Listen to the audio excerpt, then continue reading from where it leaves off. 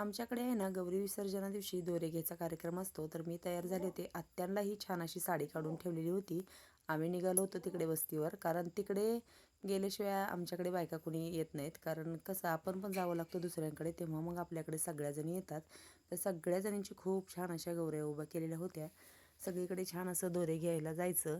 खूप छान असं एक दिवस असा हे असतो एकदम, सगळ्याजणी वेळ काढून एकमेकीकडे जायचं हळदी कुंकवाला.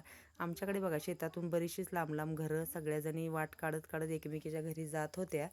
तर तुमच्याकडे कसं असतं, गौरी विसर्जना दिवशी दोरे घेतात का? आमच्याकडे दोरे घेतात असं म्हणतात. प्रत्येकाची म्हणजे पद्धत किंवा त्याला शब्द असे वेगवेगळे असतात. असे काय करायचे, आगाडा, हराळी, खायचं पान, खोबरं, खारीक, सुपारी, अशा बऱ्याचशाच गोष्टी असतात ते दोऱ्यांमध्ये बांधायच्या असतात आणि नंतर त्या गौराईंना हे करायचे असतात. आरती वगैरे घ्यायची आणि मग सगळीकडे जायचं. लास्ट आमच्या घरी आलो होतो, कारण आमचं घर सगळ्यांच्या घरापासून खूप लांब आहे.